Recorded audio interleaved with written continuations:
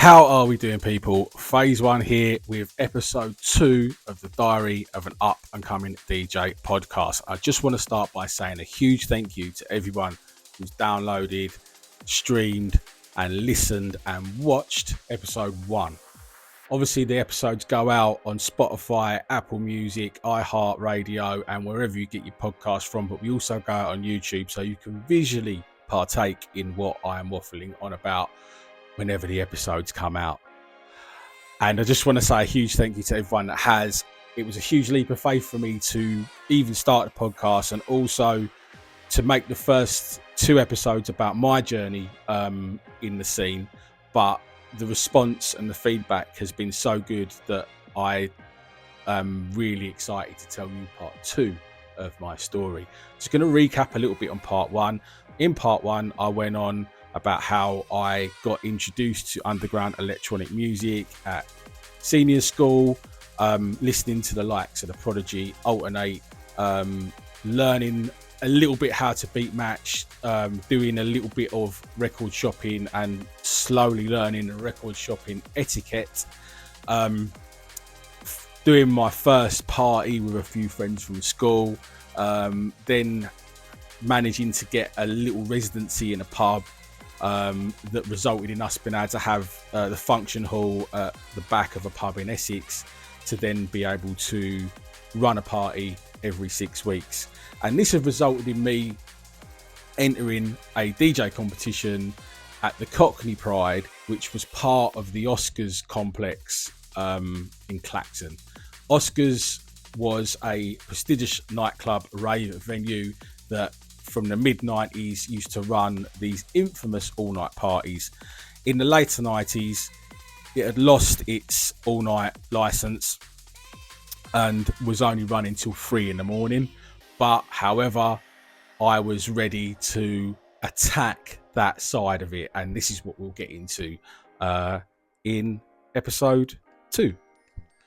So, as I said, I was entered into this DJ competition, and it was for Grant Walker, who's a very good friend of mine, and I would not be in the position I am today if it wasn't for Grant, and how I met him and our journey deserves the bulk of its own episode.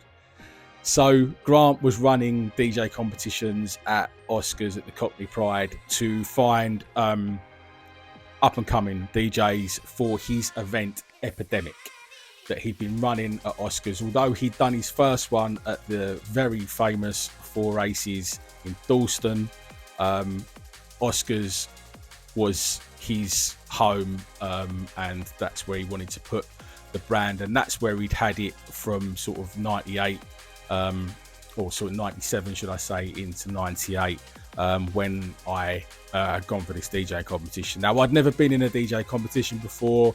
I did not know what it entailed. I wasn't particularly a good DJ, although I felt I had a bit of a sort of I wouldn't say advantage, but I'd got really into my record shopping, and where we've been going regularly since sort of like the mid 90s.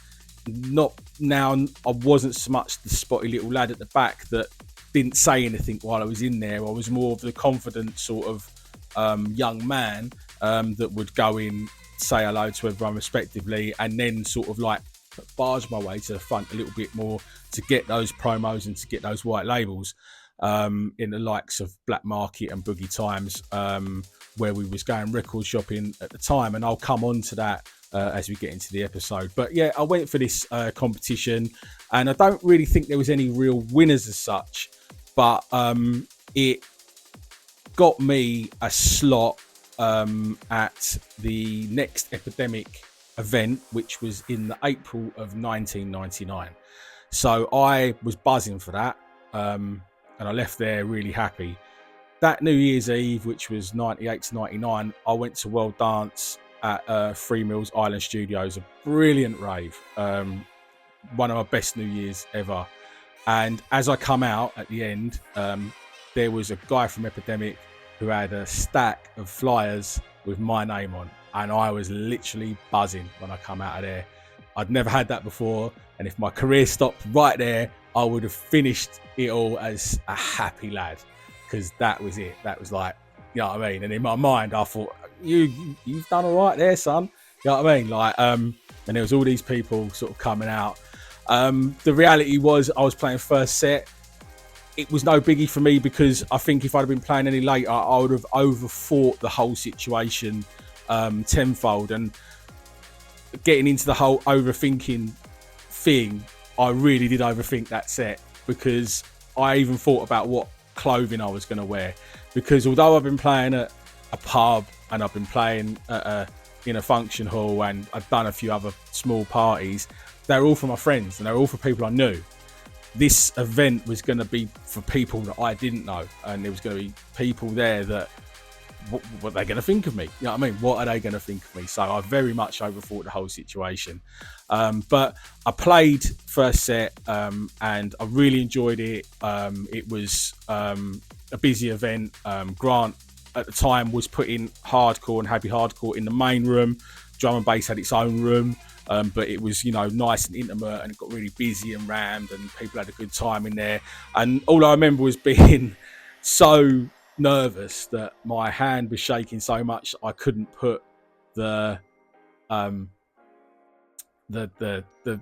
needle on the record for my first tune, and they didn't have, the monitors weren't set up right. If you don't know what a monitor is, it's like a speaker that you have near you while you're DJing, so you don't get the sound bounce off a wall over there and there's like a split second delay, then it puts you off while you're trying to mix.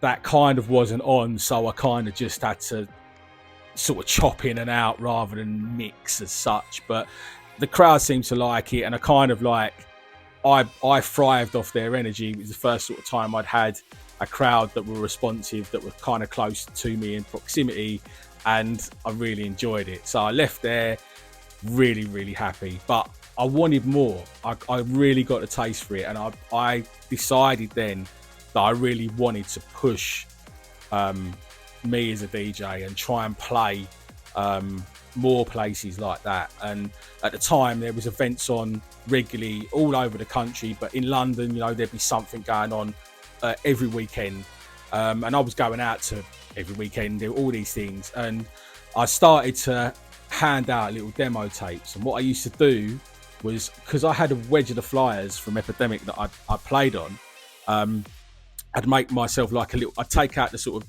TDK or Sony cardboard insert, and then I'd put this flyer in. So it had the Epidemic logo, but also I managed to fold it so my DJ name was on the cusp, on the corner. So that's what I used to send out in the post, or I'd take a couple with me to a rave and I'd hand out to a few promoters. And I got talking to a guy, he's called Duncan, he came from Kent, and he ran an event in Guildford, and I got booked to go to and play to his. That was September that year, and it was my first out of county booking, and it was a Thursday night, because things used to go on midweek, and they'd be busy, and Guildford's a student town anyway. I remember going down there and playing, and just again I was just really buzzing for this sort of life. It's what I wanted to do. And I remember I was going out record shopping one day, and Grant phoned me, and he's like, you keep sending out all these tapes and it's got our branding on like that, and you're sending it out to these promoters, but you're not our resident. You've played for us a couple of times. And I was like, yeah, but I'm just, I'm trying to get on.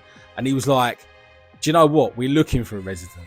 Why don't you come and have a chat? And I think he sort of brought into my keenness a little bit, if I do say so myself. So I remember I had to go and meet Grant. But prior to this phone conversation, during this phone conversation, he'd also said to me that one of the promoters has already got a guy called DJ Switch, and you keep sending him cassettes saying you're DJ Switch, and it's a bit confusing. If you're going to come on board with us, you need to change your DJ name. What do you want it to be? Now, I'd love to tell you that there was some magical story that I was like, yeah, because of this happened and that happened, I'm going to call myself Phase 1. But I literally plucked it out of thin air.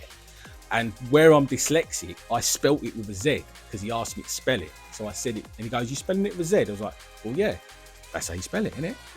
So that's how Phase 1 was born. There's no sort of like backstory to it. It was literally plucked out of thin air.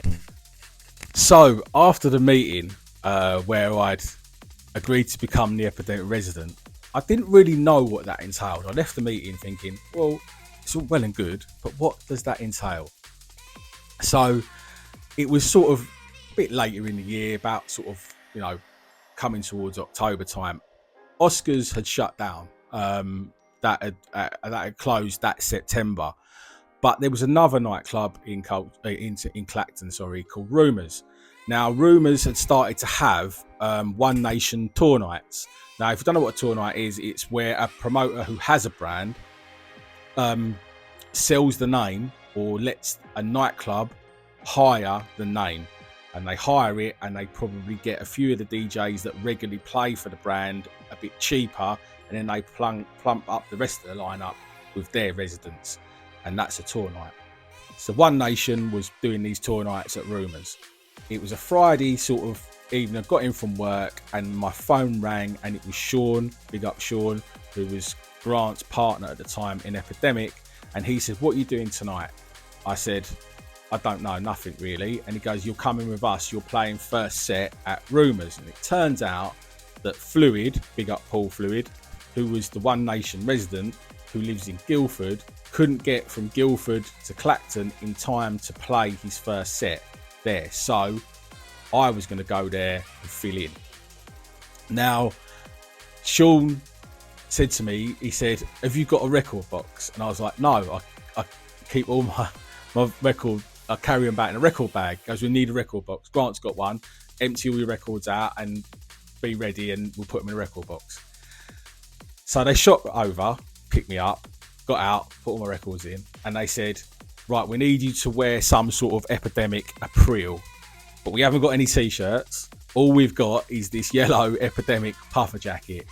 Chuck that on, and you've got to wear it while you're DJing. Now, clubs, when you DJ, especially back then, in the late 90s, didn't have aircon. Like, even though it was October, or getting towards October, it was still hot, right? And especially in there with people dancing. So I remember getting to this club, getting on the decks, and just having to keep this like puffer jacket on while I was playing. It was kind of restricting all my movement while I was trying to like mix and everything like that. But I had to have it on while I was doing this. So that was kind of me thinking, well, is this what being the resident sort of entails? It's pretty cool. You know what I mean? Again, it was playing to a crowd of people that I didn't know. It was great. You know what I mean? It was like One Nation. It was a big brand. At the time, One Nation were running a Stars of the Future arena where they had a fourth arena on their main events, and they would put in up and coming DJs, although most of them were off Cool FM or surrounding areas, so they was established, you know, they was strong DJs going in there. But that was on my sort of list of where I wanted to be. I wanted to play in there, like, for that brand. You know, a drum and bass DJ up and coming at that time would only have eyes on that, and I did. You know, that's where I wanted to be.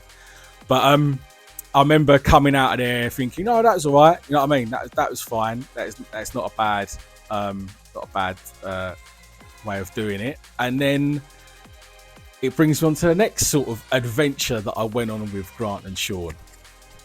So after filling in for Fluid in Rumours in Clacton for the One Nation tour night, I thought my weekend was complete.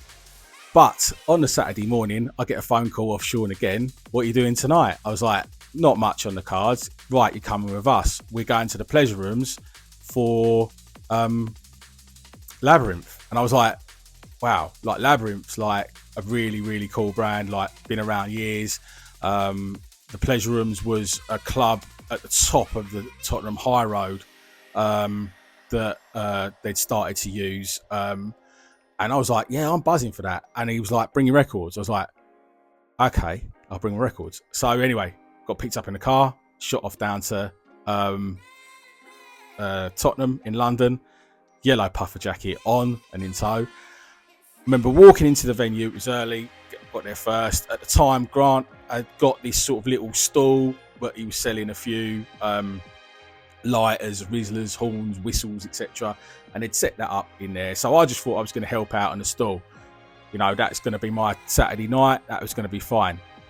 I walked in, and then Sean turned me back round and walked back out to another room. And he goes, "You're DJing in here." And I was like, "Okay." And he goes, I go, What time am I on?"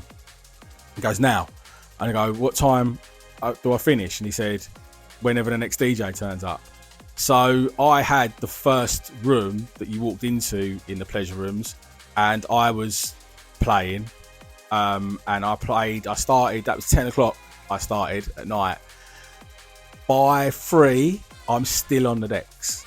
And at this point, I am starting to hear things within things. Everything sort of started to be jumbled up. I've played my whole entire record collection that I took with me twice, and all the B-sides. And I'm kind of like, I don't know whether I can continue doing this. You know what I mean? Like, I need to stop. And Sean sort of come in. I think at least I'd gone through a phase of having sort of a rammed room to a half filled to an empty to a rammed and so on. It had gone on like that. And Sean came in and said, "You can finish now." This is about 3:30, 4 in the morning. And I come off, and I remember my ears hurt. I was physically so tired. And I sort of stood there for a minute. And then Grant said, "Right, you've got to go outside and hand out flyers now." And I was like, okay. Walked outside. And just for a split second, I thought to myself, what have I signed up for here? Like that. But then as the sort of handing out flyers, and you see all the people coming out, and they start saying to you, "Oh, you was playing in that room, you was wicked," like that. All of a sudden, I just started to get this buzz for it, and I was like, this is what I want to do. And that was it. I was sold on being their resident and doing that. And I learned so much from that sort of 5-6 hour DJ set. I learned how to start slow. I learned how to build a room. I learned how to try and keep people in the room when you've got them in. And I just learned so much in that time of DJing there. So for me, I will always be grateful for that opportunity. Then obviously we come out of there, and that I remember just getting home, and my dad seeing me, and he goes, "What have you been doing?" I had this big smile on my face, and I was like, "I've been DJing, Dad. I've been playing here," and in London. You know what I mean? The first time in London, and that was my first London booking, and unbeknown to me, the first of many. But at the time, I was like, "Wow, that's it's such an amazing feeling." And big up the Labyrinth crew, and big up the Pleasure Rooms, not there anymore, and everyone that was raving in there. So the millennium happened, and we entered the year 2000, and for me, that was when things started to step up, and I got my One Nation Stars of the Future booking. And I remember it was the first One Nation of the year in 2000, and I was buzzing because I was on a One Nation flyer. But when I got there, I was playing first set in what was effectively like the wine bar on the side of the venue at the Stratford Rex. But I didn't care. I did not care. I was on that flyer, and that to me was what mattered. And I played for One Nation Stars of the Future at the Rex. I also played at Bagley's One Nation that year on both those flyers. And for me, that's just, I look back at those flyers and I'm just like, they still make the hairs on my neck stand up. And I've played some great places and some fantastic events, but for me, because of how much I wanted to play at that event, for me, they still stand out. And in 2000, I became very busy. We ran Epidemic at a venue called the Palace Ballroom in Southend, and we run some great parties there through 2000. And I was going there, and I was not just DJing; it was doing all the promo, learning, the putting up flyers into record shops, into hairdressers, putting up posters on roundabouts and stuff like that. And I was slowly learning the other side of it, although I didn't realise that at the time. I was just learning everything else that was needed if you wanted to get on in that scene, and these tools become so much more valuable as we get into this era now, where it's all about this social media thing and pushing yourself. But the basics I learned back then.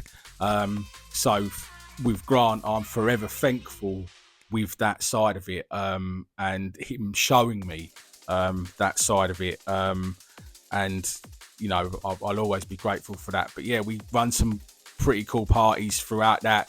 I also became a regular fixture Rain Dance, so big up Richard and Daryl and all the crew, and obviously this was through Grant, so a huge thank you to Grant.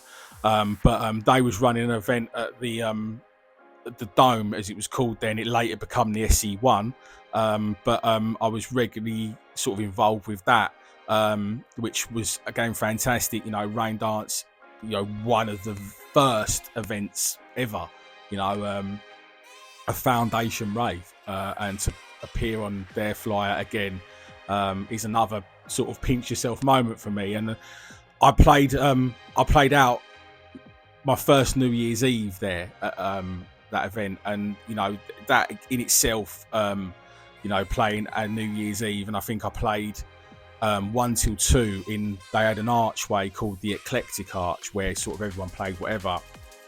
I remember going in there and everyone was sat down chilling, and I sort of started off with Deep Blue, the Helicopter tune, and everyone just got up, and it was just like one of them moments. You're like, wow, this is like, you as a DJ, it's about those moments, so like it was that, and then making it so that they were dancing like through my set and keeping them there. And again, these are sort of all little skills and skill sets that I've probably learned from playing that marathon set at Labyrinth the year before. But no, 2000 was a great year for me, and then in 2001 it just accelerated, and we was doing events where Epidemic were hosting the second rooms at Bagley's for an event called Together as One, and then we were sort of involved with Breaking Science in the very early days, hosting the Old School Arena, which then saw me in 2003 play at the Ministry of Sound for the first time. So it was just really a great time, and I was just living the dream. I probably didn't realise it at the time, but I was living that dream and I loved it. And we was also doing a flyer promotions company, so I was heavily involved with that, and that meant sort of going around midweek and dropping flyers off or picking flyers up from promoters or record shops. So I was getting to just network and know all these people, and for me, like, I loved it. I love being involved in all that. I live and breathe it. And anyone that's watching this podcast that knows me personally knows it's pretty much all I rabbit on about, is the scene and stuff to do with it and music. But yeah, I was living that dream, and it was great. We were playing all over the place. In Birmingham, down in Kent. London was like a second home. It was like a first home, really, during that period of time. And then for me, what goes up must come down. So yeah, so if you're riding a wave like that and it's going upwards, at some point there'll be something that will, and there was signs of it happening, but it happened to me. So I mentioned that my best friend was my MC, Mark Church, MC Lurch. And in his own right, he was a strong MC. He'd come along with me on the ride, on the Epidemic ride, and he'd become established himself. So in 2002, he wanted to go to Australia. He wanted to go and do a bit of traveling, but also he had some bookings out there and he wanted to go and do that. And I was left in a bit of a sort of situation where I should have gone with it, if we're talking into hindsight, but it is a beautiful thing and something we don't have. At the time, I thought we was doing really well back in the UK, and I felt like that was where we wanted to be at, and it's where I wanted to be, and I felt like I was breaking into that circuit that was so hard to break into. So he went to Australia. We didn't fall out about it. It's just, he went to do it. And I stayed in the UK. Now, you could probably argue that at the time, he was probably the sensible side of it all. Like, if there was something silly going on, I probably would have been involved in it. But he'd have probably been the sort of guy that would have gone, listen, Joe, you sure, mate? Like, you know what I mean? You got that thing tomorrow, or you're playing there later. You sure? Like that. So with that gone, I didn't have that sort of like same word in my ear whenever there was a possibility of a bit of mischief or stupidity would arise. So obviously, like, being regularly in London, out of London, here, there and everywhere, doing all that sort of stuff resulted in you going to a lot of parties. And I partied. I really enjoyed the whole thing, the whole 9 yards. I was fully immersed in it. I could probably say a bit too much. And it came to the end of 2003. And if I really admit it, I was probably burnt out. And I probably needed a break. At the time, I couldn't see that. But I felt like I was okay. But I did. I took the break through, not through my own choice. It happened. It's one of those things that happened. I probably wasn't the best person to be around at that time. But it was a fast life. And as I said, I fully immersed myself in it. But I ended up having that break away from it 2004. And I had a long sabbatical from the whole thing, the music scene in general. And I felt like, it was needed. It was much, much needed. And I recommend that to anyone now. I think there's a lot more things in place now where you can't get so stupid because people will pull you up on it before it gets to that point. And it's just it's a little bit different now. But back then it wasn't. But I was glad for the break, even though I probably couldn't see it at the time. And I was maybe a little bit angry because that happened. But later, I appreciated that happening. And much, much later, I really appreciated that happening. So I had a sabbatical. I still wanted to be involved in music, and I still kind of was. Just on the flip side, did the odd booking here and there. I wasn't fully committed. I had some other things going on in life at the time. And then I moved to Colchester, and I still had, this urge to be involved with music and the music scene. But I started to produce, I started to make my own music, and I really sort of did want to dive back into the whole phase one thing, but the timing wasn't right for me then. And I felt like the gap between me coming away from the scene and diving back in wasn't big enough. And I felt like a few of the demons I hadn't put to rest. So I needed to go on another journey. So long story short, started making house music, started a house music label, pursued another alter ego, Jaded Soul, had a great amount of success with it, learned a great deal, learned how to run a label. But I learned how to run a label still using those tools that Grant taught me back in the day, because it's still like a business acumen, and I really appreciated that. And then I just had this still had this urge in the background to just get phase one back out there and doing something. So around 2015, I just started posting old flyers that I've been on, because I've got a load of them, and also you can find them all digitally. So I started doing that, and I just started posting them alongside doing my house stuff and all that. And then 2022, I've become a bit disillusioned with the whole house thing and DJing and stuff like that, because even that world could be a bit toxic, and it started to get on my case. And I always felt like, even though things did end a little bit toxic with the drum and bass side of it, I always felt that I had this extra bit of ammunition to be able to battle that, and sort of stand up with my chest out a bit more to anything negative that was thrown at me. Whereas with the house side of it, I tended to retreat and sort of take it on board and not really like it. So I was like, I need to relaunch phase one. And I was like, how do I do that? Like, how do I do that in this current landscape, in this world we live in now, where it's all digital, and that. So as I said, I've been setting the conditions, I've been throwing it out, and I started to throw out the odd mix, and then I started to throw out the odd track. I started to produce the odd track, and then I was like, I need a brand, I need a night to put on. So in 2022, we launched Pure Drums, which was a brainchild of mine.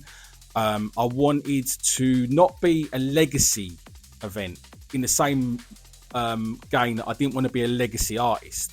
You know, I didn't want to come back and play old school jungle. I wanted to push new music, even though I really enjoy playing old stuff, and I do a lot in my sets and I incorporate it in. I didn't want that to be my legacy of, you know, living off past accomplishments. I wanted to get into this new world. So the idea of the event was that it would be a small intimate venue, because I wanted it to be like, you know, the End in London was a wicked venue, and I loved that place. It was like, if I weren't DJing and there was a night on at the end, I'd go there because I knew I was going to hear banging music. It was either going to be Ram Records or Renegade Hardware. The DJ was kind of in the middle of it all a little bit, so the crowd were around him. So it was a 360 before 360s were a thing, and it was just a really cool venue. So I wanted to sort of tip my hat to that, but also with the residents, I wanted it to be built on residents, and I didn't want it to be like older residents as such. But, you know, I've got Dan Waters, DJ D, big up D.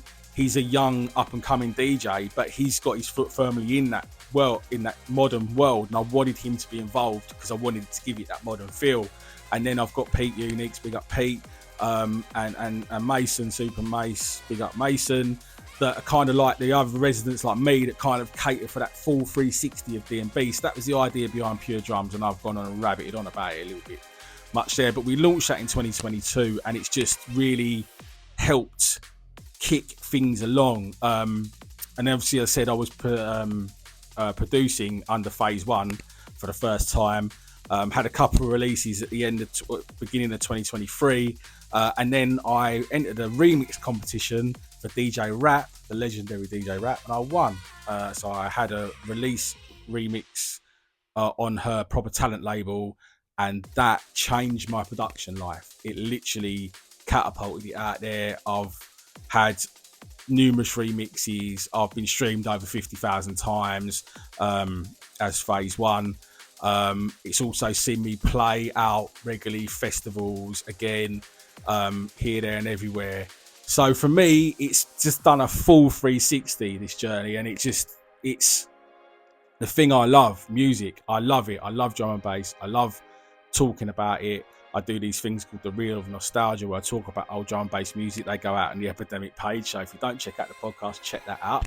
And I love it, you know what I mean? And as I said to you before, if you're around me or you know me, you know I love it. I'm full of it.